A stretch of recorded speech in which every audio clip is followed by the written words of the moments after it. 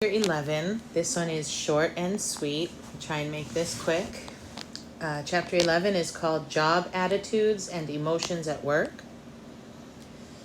We'll start by defining job attitudes, which are feelings and beliefs about one's job, organization, supervisor, or another aspect of the workplace.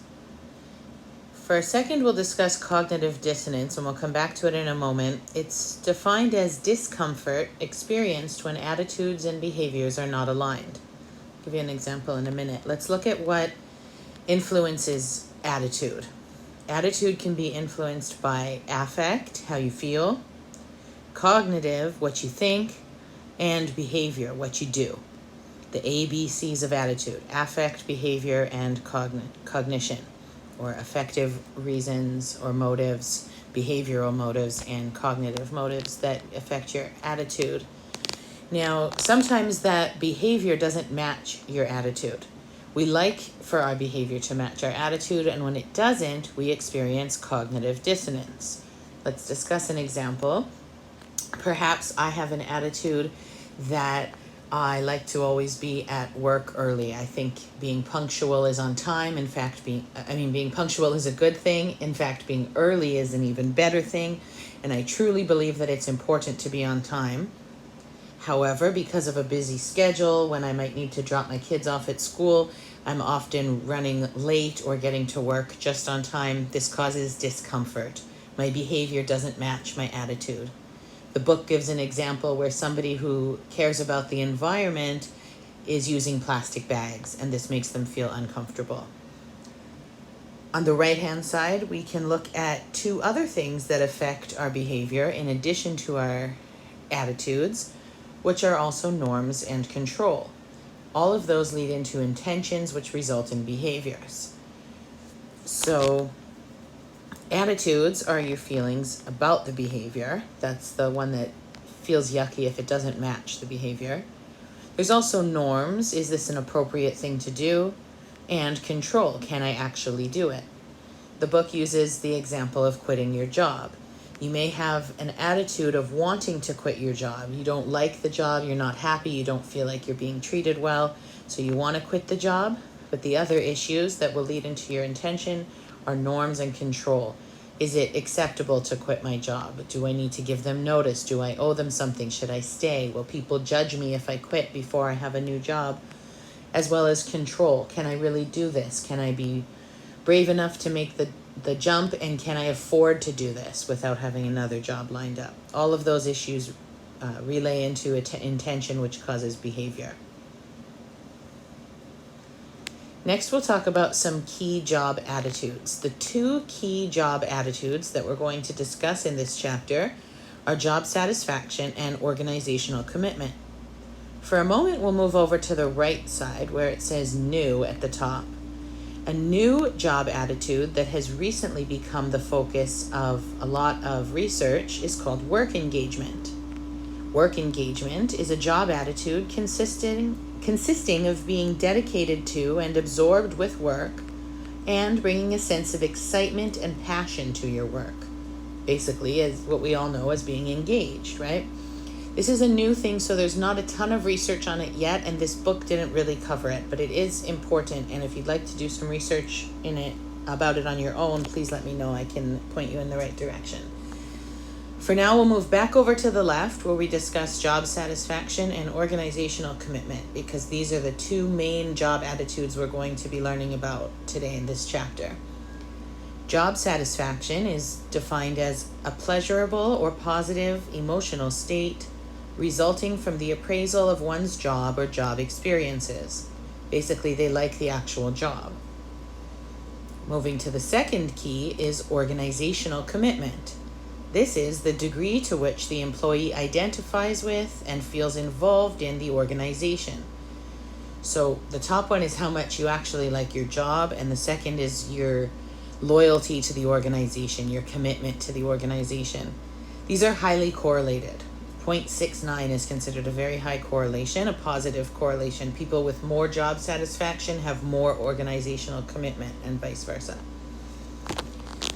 Let's look at how we measure these things, job satisfaction and organizational commitment. Starting with job satisfaction, it can be measured globally, which is a series of questions pertaining to the overall job satisfaction, or facet-based, which asks questions about different aspects of each person's job. Likert type statements are like when you have to rate things from 1 to 5. Do you strongly disagree, neutral, agree, or strongly agree? That kind of thing. Or where you pick never, occasionally, sometimes, almost always. Those things that are on a spectrum are called Likert type questions. And both global measures of satisfaction and facet-based measures of satisfaction use these types of questions. The only difference is that the facet-based ones look at different aspects. They divide up the questions into different facets of your job so that employers can then look more closely and not just see if the employees are satisfied in general, but are they satisfied with the environment? Are they satisfied with management? Are they satisfied with the pay or the working conditions or their coworkers? And in fact, on the right-hand side, you can see some examples from the Minnesota Satisfaction Questionnaire, the 20 different facets that they use. Right? You don't need to learn them, but you can look at them to get the idea of what these sort of measures are. So some examples of these facet-based measures of satisfaction are the Job Description Index and the Minnesota Satisfaction Questionnaire, which is the one that has the examples on the side. Intrinsic job satisfaction is satisfaction with the actual work itself and being able to use your own skills, whereas extrinsic job satisfaction is satisfaction with pay, promotion, other benefits of the job. Both are important in terms of job satisfaction. Now we'll look at how we measure organizational commitment. So remember, the two types of job attitudes we're looking at today are job satisfaction, how much the workers like the job itself, and organizational commitment, how tied they are, how loyal they are to the organization.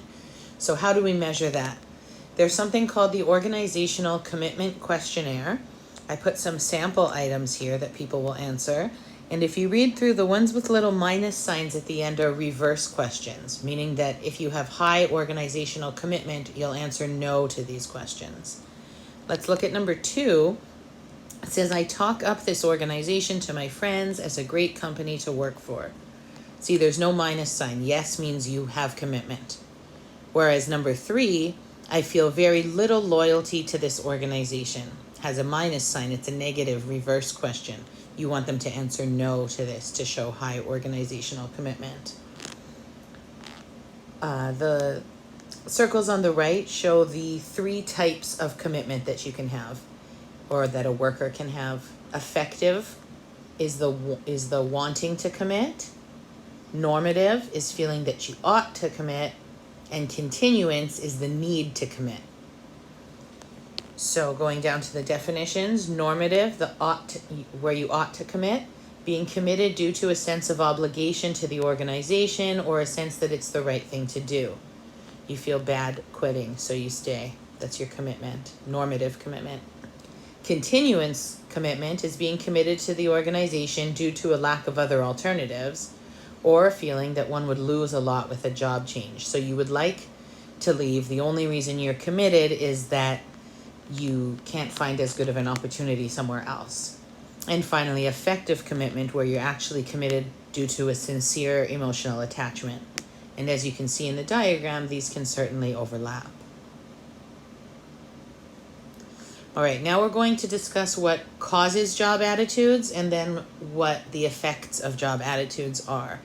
There are 6 main causes of job attitudes, things that result, sometimes they're called antecedents, things that result in the job attitudes. One is leadership. A lot of factors that can result in high job satisfaction or low job satisfaction or different levels of organizational commitment. All of these things, or a lot of these things, are tied to leadership. For example, autonomy. It's been proven that workers who experience more autonomy at work are happier. They like their job more.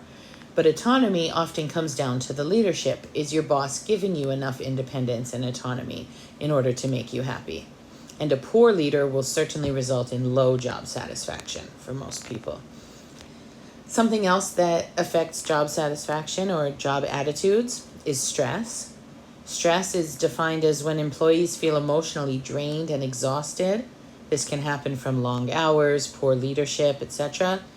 They experience unhappiness and detachment from the organization, so they don't like their job and they lose their organizational commitment.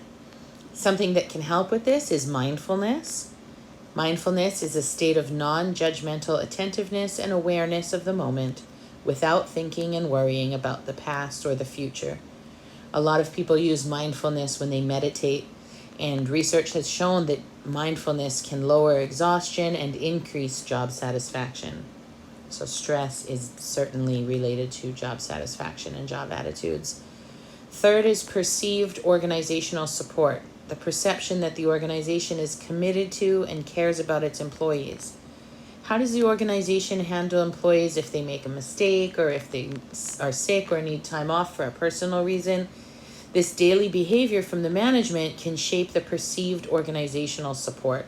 And this perceived organizational support causes employees to either have high or low job satisfaction, high or low organizational commitment.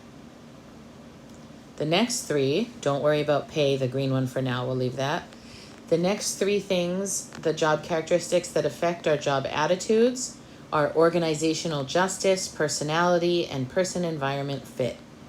Organizational justice is the justice or perceived justice within the organization.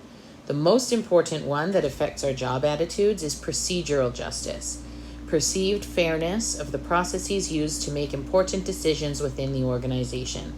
When employees have perceive a lot of procedural justice, they're more likely to be positive about their jobs, feel happy and good about their jobs.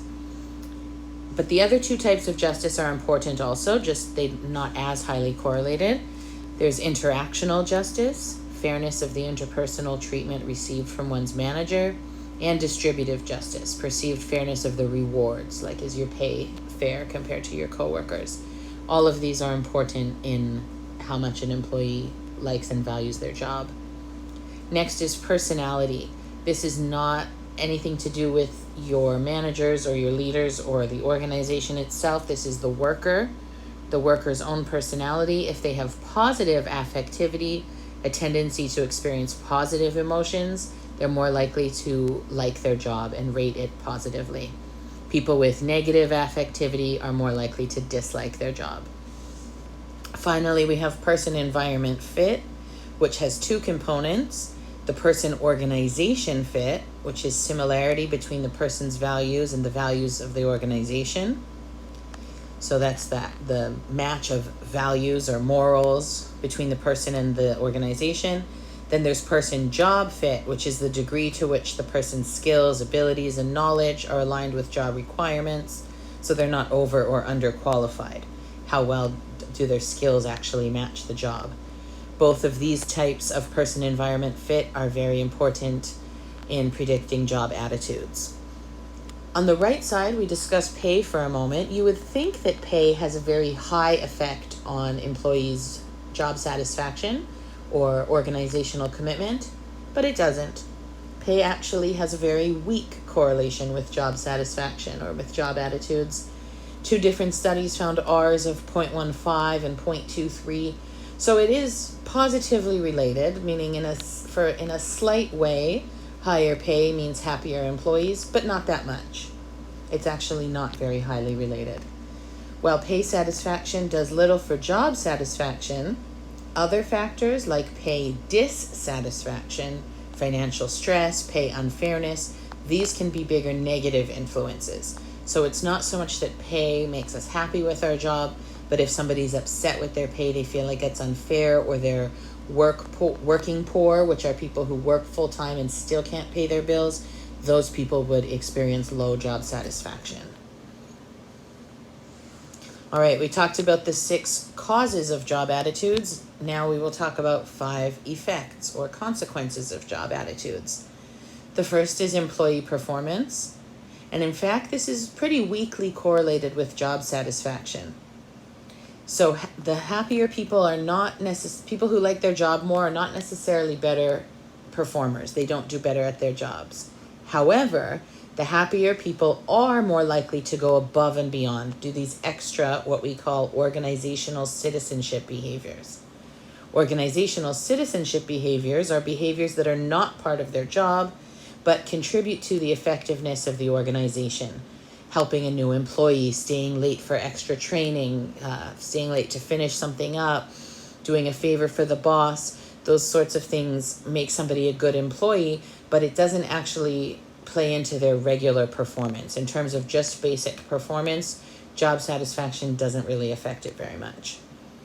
Next is absenteeism. Research shows that organizational commitment is negatively related to voluntary absenteeism. So people who are missing work when they're not really sick, they're just using their sick days or vacation days, they're more likely to be absent if you have low organizational commitment, which makes sense. Next is turnover. Turnover means leaving your job, quitting. Turnover is affected by job satisfaction and even more so by the organizational commitment. Remember, those are the two components of job attitudes. In this case, the job satisfaction affects turnover, but not as much as organizational commitment does, your commitment to the company. Turnover intentions, your intention to leave, are even more highly correlated than actual turnover, which again makes sense. Not everybody is necessarily able to quit the job, but if they feel like they don't like their job and they have a negative attitude or poor organizational commitment, they might consider leaving or be looking for other jobs, even if they can't actually leave. And the final part of turnover, changes in job satisfaction have a greater effect than the overall level.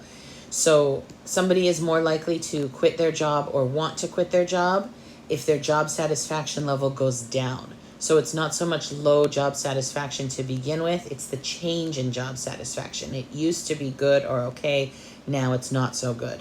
Or it used to be excellent, now it's just okay. That makes people want to quit the job even more than just the overall level. It's the change in job satisfaction. Next is counterproductive work behaviors. These are bad behaviors at work. Theft, misusing information, unsafe behaviors, drugs and alcohol, lying, all that kind of stuff, not getting along with employees, fighting. These are negatively correlated with job satisfaction and organizational commitment, meaning people who have high job satisfaction or high organizational commitment are not going to do these bad behaviors at work. Also makes sense. Finally, unit performance. This is performance for the whole organization. And as expected, companies with higher job satisfaction perform better in general. These are our consequences of job attitudes. Only a few more slides. Like I said, it's a nice short one. We're going to talk about emotions in this one.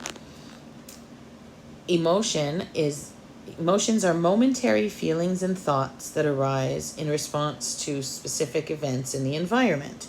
So an emotion happens really quick, and it happens in response to what's happening in the environment. Different than a mood. A mood lasts longer and can be more random or intrinsic. The emotion is like something good happens, you feel happy. Something surprising happens, you feel surprised. It just happens. And Ekman, in 1992, one of the most famous psychologists ever, proposed 6 basic categories of emotion, which have universal signals that do not vary by culture. This is one of the few principles of psychology that's found to really not vary from one culture or one area to another. If somebody's angry, their face always looks the same no matter what country you're in. If somebody's happy, disgusted, scared, sad, or surprised, their face is going to look the same no matter what culture they come from, what race or ethnicity they are, what country they grew up in. I find that pretty cool. I put a picture from the movie Inside Out, which happens to have 5 of these 6. I'm not sure why. I guess they kind of combined happiness and surprise to make joy. But we also have sadness, fear, anger, and disgust. If you haven't seen that movie, it's really good. Moving to the right-hand side, we'll discuss a couple theories that explain why emotions are so important, or why we're studying them when we're talking about the psychology of work. The first is the broaden and build theory. which tells us that when we experience positive emotions, we actually build personal resources. When we're feeling these emotions, we build our own personal resources because we're switching to a more flexible, exploratory way of thinking that encourages experimentation. So when you're feeling good, you're building up your personal resources because you're feeling more flexible, able to explore things. And secondly is emotional contagion. For this one, I put a little picture of Elaine Hatfield, who pioneered most of the work on emotional contagion. And the reason I threw her picture in there is she happens to be the reason that I live in Hawaii. Elaine Hatfield supervised me at UH when I did my master's in social psychology, and I moved to Hawaii in order to work with Elaine. She's a very famous psychologist, very brilliant, lots of very fun ideas. If you ever feel like researching psychology, Google Elaine Hatfield. So much fun research there. Anyhow, a lot of her research was related to emotional contagion. And emotional contagion tells us that emotions can be spread, not just within a work group. Elaine's research was mostly related to romantic relationships, but in general, emotions can be spread between people. In fact, if you notice, even when you're watching TV sometimes, if somebody's happy, you might have a big old smile on your face. Or somebody's mad and your face starts to look angry and mad like theirs. You're literally catching their emotions. It's contagious. And the reason that it's so contagious is that individuals can spread their emotions through both verbal and nonverbal mechanisms. That people will catch the smile on your face just like they'll catch the upbeat tone in your voice. You don't need to know that much about emotional contagion for this class or for this chapter, but again, feel free to research it some more. It's very interesting. All right, now let's talk about how emotions come into play when it comes to our daily work. This is when we talk about our display of emotions.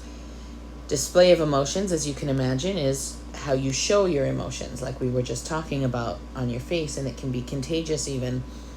Some employers, a lot of employers, have emotional display rules, requirements to show a particular emotion and monitor the use of these emotions. If you work retail or customer service, you can't be upset and angry. You need to put on a happy face. Emotional labor is having to display emotions that you don't feel, and it can cause burnout. It's exhausting to act happy when you're not. If you've ever had to do it, I'm sure you know how exhausting it is to act happy when you're not, and a lot of jobs require this. People who do have to display different emotions than they're feeling on the inside can do it one of two ways: with surface acting or deep acting. Surface acting is when you change the expression of the emotions, but you don't change the emotions themselves. You still feel upset on the inside, but you're smiling on the outside. This is very highly related to stress. A better option is called deep acting. Instead of only changing how you act, you actually make an effort to change the underlying emotion. And it works better with customers because it's more genuine. They perceive it as less forced, right? And this really does work, even if you try to force yourself to feel happy on the inside. It doesn't always work, but if it's something that you can work towards, especially if your job requires emotional display. Last slide, then we'll move on to our summary. Emotional intelligence is a personality trait that captures individual differences in appraising, identifying, and managing your own emotions. There are 5 components of emotional intelligence: self-awareness, empathy, motivation, self-regulation, and social skills. Emotionally intelligent people seem to have higher levels of job satisfaction and job performance. That's why this is important. Summary time. Job attitudes are feelings and beliefs about one's job, organization, supervisor, or another aspect of the workplace. Cognitive dissonance is a discomfort, a yucky feeling that you experience when your attitudes and your behaviors are not aligned, when they don't match up. There are 2 types of job attitudes that we discussed today. One is organizational commitment, the degree to which the employee identifies with and feels involved in the organization, and job satisfaction, a pleasurable or positive emotional state resulting from the appraisal of one's job or job experiences. So remember, those are the two kinds: organizational commitment and job satisfaction. There's a third one, which is new and doesn't have a lot of research, but we did mention it briefly. Work engagement is a job attitude consisting of being dedicated to and absorbed with work and bringing a sense of excitement and passion to work. We can measure job satisfaction with global measures or facet-based measures. Global look at your general satisfaction with your job, whereas facet-based measures focus on different aspects of the job. And then they can average those into an overall score, but still look at the different parts when needed.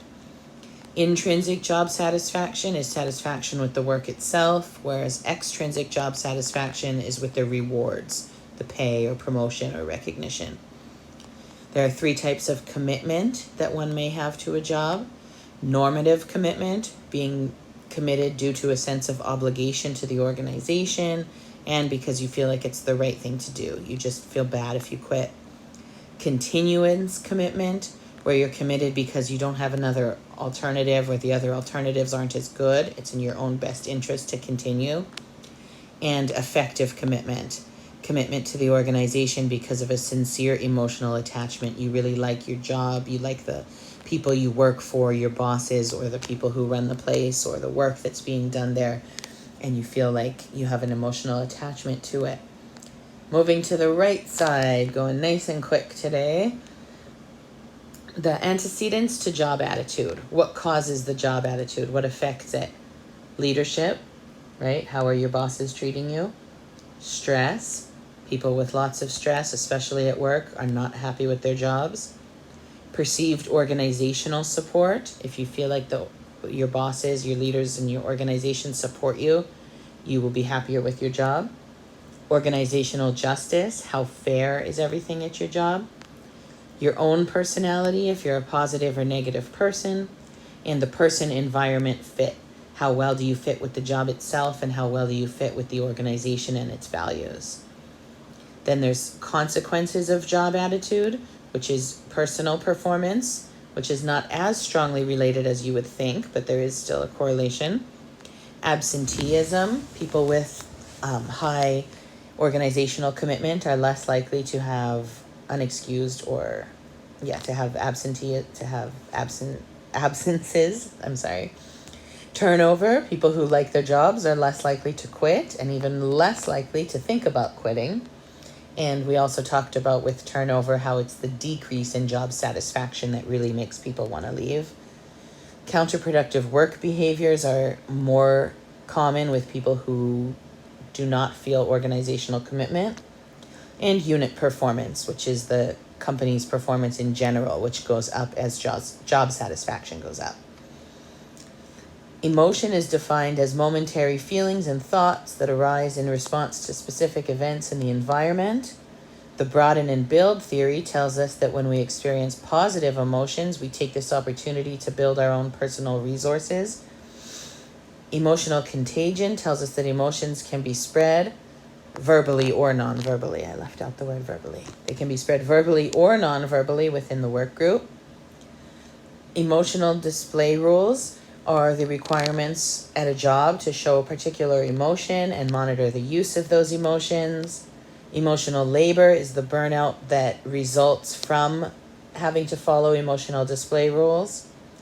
Surface acting is when people just act happy or act differently than they feel inside. Deep acting is when you actually focus on changing those inside feelings. And emotional intelligence is a personality trait that captures individual differences in appraising, identifying, and managing one's own emotions. How good are you at handling your emotions? This is positively related to job satisfaction. Okay, I think we did it. We went nice and quick. We're all done with chapter 11.